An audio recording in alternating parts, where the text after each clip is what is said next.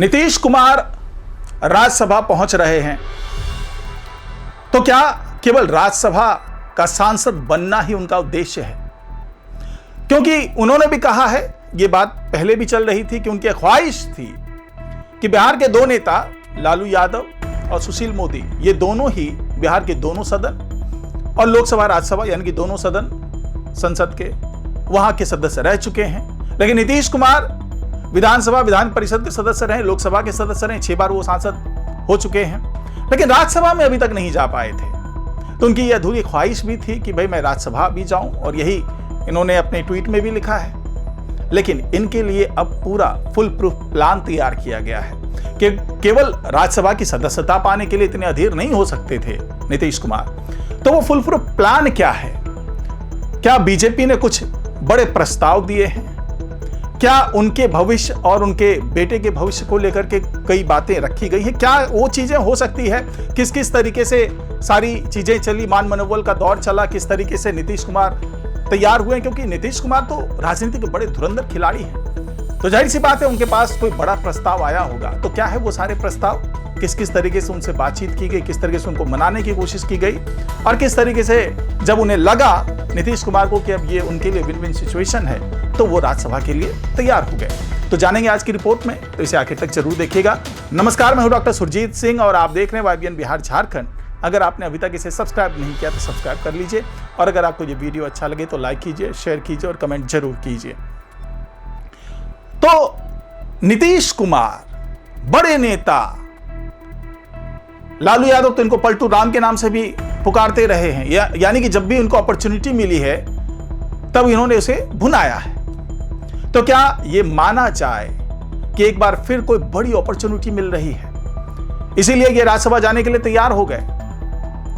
क्योंकि नीतीश कुमार को भी ऐसा लग रहा है कि जो अब भविष्य है वो केवल बिहार तक में नहीं है, और जिस तरीके से यहां पर विपक्ष लगातार हमलावर हो रहा है, जिस तरीके से उनका स्वास्थ्य भी गिर रहा है, उससे अब वो एक ऐसी जगह पर जाना चाहते हैं जहां पर राजनीति ना हो, जहां पर रणनीति के साथ काम किया जाए। तो उसके लिए भी तमाम ऑफर दिए गए। अब वो कौन कौन से ऑफर हैं और आखिरकार कहां पर अब जो उनका भविष्य होगा वो क्या हो सकता है, किन किन चीजों पर वो तैयार हुए होंगे?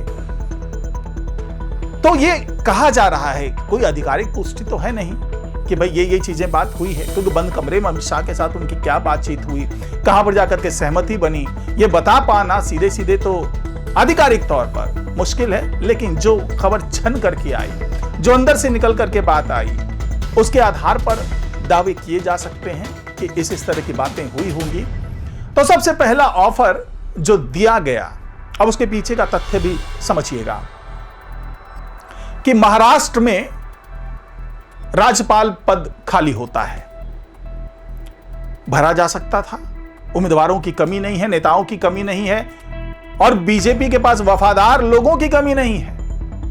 बहुत से कद्दावर नेता हैं जो भी बैठे हुए हैं और उनको यह मौका दिया जा सकता था, लेकिन मौका नहीं दिया जाता है। जो गुजरात के राज्यपाल हैं आचार्य देवव्रत, उनको अतिरिक्त प्रभार दिया जाता है महाराष्ट्र का। तो क्या महाराष्ट्र में राज्यपाल का पद इसीलिए रोक कर रखा गया क्योंकि तमाम जो बातचीत चल रही थी नीतीश कुमार के साथ में, और सीधे सीधे अमित शाह बात कर रहे थे, तो नीतीश कुमार के साथ जो तमाम बातचीत चल रही थी, जोड़ घटाव चल रहा था, समीकरण बन रहे थे, ऑफर दिया जा रहा था, तो ये एक बड़ा ऑफर ये भी था कि महाराष्ट्र के आप राज्यपाल बन जाएं, क्योंकि महाराष्ट्र में अक्सर बिहार के लोगों के प्रति नाराजगी देखी जाती है, जो कि उद्धव ठाकरे, राज ठाकरे, इन लोगों के द्वारा जो प्रायोजित चीजें चलती है, उसके कारण एक माहौल बनाया जाता है कि बिहारियों के लिए या उत्तर प्रदेश के लोगों के लिए वहां पर एक विपरीत सा माहौल बनता, प्रतिकूल स्थितियां बनती है। तो ऐसे में एक बड़ा दांव भी खेलना चाह रहे थे अमित शाह कि क्यों ना महाराष्ट्र में राज्यपाल का पद भी एक बिहारी को दे दिया जाए, ताकि इस तरह की जो राजनीति कर रहे हैं उद्धव ठाकरे, राज ठाकरे, उस राजनीति पर रोक लग सके। तो यह प्रस्ताव नीतीश कुमार को दिया गया क्योंकि यह बिहार की अस्मिता की बात थी। और पिछले दिनों यह बात भी आई थी कि मुंबई में एक जो बिहार भवन बनाने की तैयारी है, जो 350 करोड़ रुपए के आसपास उसमें खर्च किया जा रहा था, उसको लेकर के उद्धव ठाकरे के तमाम नेता लोग बहुत विरोध कर रहे थे। तो उसी दौरान एक बार फिर बातचीत होती है, क्योंकि यहां से साफ साफ कह दिया गया था कि कोई समझौता नहीं होगा, वहां पर बिहार भवन बनेगा। और उस बिहार भवन को बनाने के पीछे का उद्देश्य यही था कि वहां पर जो बीमार लोग जाते हैं या फिर किसी खास काम से जाते हैं, जो गरीब हैं, उनके लिए वो जगह मिल जाए, रहने ठहरने और खाने पीने की सुविधा उनको मिल सके रियायती दर में। ये एक उद्देश्य था जो कि जेडीयू की तरफ से कहा गया था, बिहार सरकार की तरफ से कहा गया था। तो उसी दौरान अमित शाह की मुलाकात भी हुई नीतीश कुमार से और उनको कहा भी गया कि क्यों ना आप वहां के राज्यपाल बन जाएं, ताकि इन लोगों को एक मुंहतोड़ जवाब दिया जा सके। लेकिन नीतीश कुमार को यह बात पता थी कि भाई मैं मुख्यमंत्री हूं, और अगर राज्यपाल में बन जाता हूं कहीं का तो सक्रिय राजनीति से तो दूर जाऊंगा ही, साथ ही ये इतना बड़ा कोई पद नहीं है जिसके कारण मैं बिहार के मुख्यमंत्री पद को छोड़ दूं।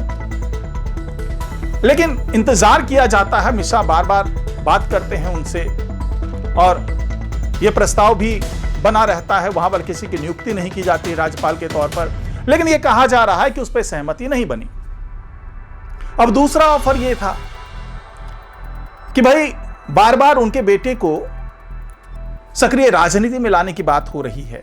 निशांत कुमार के लिए तमाम जो कार्यकर्ता हैं वो चाह रहे हैं कि वो सक्रिय राजनीति में आए, बिहार की राजनीति करें। पहले ये ऑफर दिया गया कि भाई निशांत कुमार को हम राज्यसभा भेज देते हैं, तो राज्यसभा भेजने के बाद भी कोई समीकरण बदल नहीं रहा था। यहाँ पे नीतीश कुमार मुख्यमंत्री रहते, निशांत कुमार केंद्र में चले जाते, लेकिन केंद्र की राजनीति के हिसाब से उनका भविष्य बहुत उज्जवल नीतीश कुमार नहीं देख पा रहे थे। उनको ऐसा लग रहा था कि मेरे बाद अगर बिहार में मेरी विरासत को आगे बढ़ाना है तो उसके लिए निशांत कुमार का आना जरूरी हो सकता है। हालांकि वो खुद परिवारवाद का बहुत विरोध करते रहे हैं, लालू यादव पर इसी के कारण कई बार प्रहार करते रहे हैं, लेकिन पिछले लगभग 1-1.5 साल से ये चीजें चल रही है। चुनाव से पहले से ये चीजें चल रही थी कि निशांत कुमार को सक्रिय राजनीति में आना चाहिए, नालंदा से चुनाव लड़ना चाहिए, जो हरनौत का विधानसभा क्षेत्र है, जो जहां से 2 बार नीतीश कुमार भी जीत कर आ चुके हैं, तो वहां से भी चुनाव लड़ाने की बात थी। हालांकि वहां पर हरिनारायण सिंह वहां पे 10वीं बार वहां से विधायक बन चुके हैं। तो कुल मिलाकर के ये बात समझ में आई कि भाई केंद्र की राजनीति निशांत कुमार से करवाना वो ठीक नहीं होगा, क्योंकि अगर यहां से नीतीश कुमार हटते हैं तो निशांत कुमार केंद्र में रहते हैं, तो यानी कि बिहार पूरी तरीके से फिर यहां पे फूट भी पड़ सकती है। हो सकता है किसी एक नेता के नाम पर जेडीयू के अंदर सहमति ना बने, वारिस की तलाश की जा रही थी। तो इसी दौरान फिर ये एक इक्वेशन समझ में आया कि क्यों ना अगर किसी को राज्यसभा जाना है तो वो नीतीश कुमार जाएं, वो केंद्र की राजनीति करें और बिहार की राजनीति में निशांत कुमार को एंट्री दे दी जाए। और पिछले 1-1.5 साल से बार बार नीतीश कुमार मना कर रहे थे, निशांत कुमार खुद मना कर रहे थे और ये जाहिर कर रहे थे कि भाई हम परिवारवाद को आगे नहीं बढ़ा रहे, वंशवाद को आगे नहीं बढ़ा रहे हैं। और जिस तरीके से दबाव डाला गया, तमाम कार्यकर्ता सामने आए, तमाम कद्दावर नेता सामने आए, यहां तक कि जेडीयू के महासचिव श्री भगवान सिंह कुशवाहा ने भी जोर दिया, संजय झा जो कि कार्यकारी अध्यक्ष हैं उन्होंने जोर दिया, ललन सिंह हैं, अशोक चौधरी हैं, जो तमाम बड़े बड़े नेता हैं, उन्होंने लगातार कहा कि भाई निशांत कुमार को आना चाहिए। तो यह संदेश गया कि नीतीश कुमार नहीं चाहते निशांत कुमार को, या निशांत कुमार खुद नहीं चाहते कि वो राजनीति में आए, लेकिन जो प्रेशर बना, जो दबाव बना, उसके कारण निशांत कुमार को अब सक्रिय राजनीति में आना पड़ रहा है। और यह कयास लगाए जा रहे हैं कि निशांत कुमार को अहम जिम्मेदारी दी जाएगी, हो सकता है डिप्टी सीएम का पद दिया जाए। साथ ही यह भी कहा जा रहा है कि नीतीश कुमार ने यह मांग रखी है कि उनके पास जो तमाम मंत्रालय थे वो सारे मंत्रालय अब निशांत कुमार को दिए जाएं, क्योंकि उनकी जो तमाम योजनाएं थी उसका पालन करवाने में निशांत कुमार ही आगे बढ़ सकते हैं और वो नीतीश कुमार के निर्देश के हिसाब से काम करते हुए नजर आ सकते हैं। तो ये एक प्रस्ताव रखा गया कि ठीक है जी, हम डिप्टी सीएम बना देंगे उन्हें। दूसरा प्रस्ताव ये हो सकता है, क्योंकि उन्होंने महाराष्ट्र के राज्यपाल पद को ठुकरा दिया था, अब उसे बेहतर क्या हो सकता है, तो ये कयास लगाया जा रहा है कि ये राज्यसभा जाएंगे और राज्यसभा में 1 से 1.25 साल तक लगभग अपना सक्रिय जो भी राजनीति है वो करेंगे। उसके बाद चूंकि जुलाई 2022 में द्रौपदी मुर्मू ने शपथ लिया था राष्ट्रपति पद का, तो 2027 में उनका कार्यकाल समाप्त हो जाएगा। तो यह माना जा रहा है कि 2027 में राष्ट्रपति के लिए इनके नाम को आगे बढ़ाया जा सकता है, नीतीश कुमार के नाम को। और नीतीश कुमार के लिए ये एक सर्वोच्च पद मिलना बड़े सम्मान की बात हो सकती है कि एक तरफ वो केंद्र में सर्वोच्च पद पर पहुंच जाएंगे और दूसरी तरफ राज्य में जो है वो निशांत कुमार अहम भूमिका निभाते आएंगे और बिहार में निशांत कुमार नीतीश कुमार की राजनीति को आगे बढ़ाते नजर आएंगे, उनकी विरासत को आगे बढ़ाते नजर आएंगे और जो पार्टी के कार्यकर्ता हैं वो भी संतुष्ट हो जाएंगे, क्योंकि पिछले दिनों ये मांग हो रही थी कि निशांत कुमार आगे आए और निशांत कुमार अगर अपने हाथ में पूरे पार्टी का नेतृत्व ले लेते हैं तो ये एक तरीके से पार्टी को एक साथ जोड़ करके आगे बढ़ाने की बात हो सकती है और निशांत कुमार के नाम पर एक राय हो जाए सभी कार्यकर्ता, सभी जो नेता हैं, इसके भी चांसेस बहुत ज्यादा है।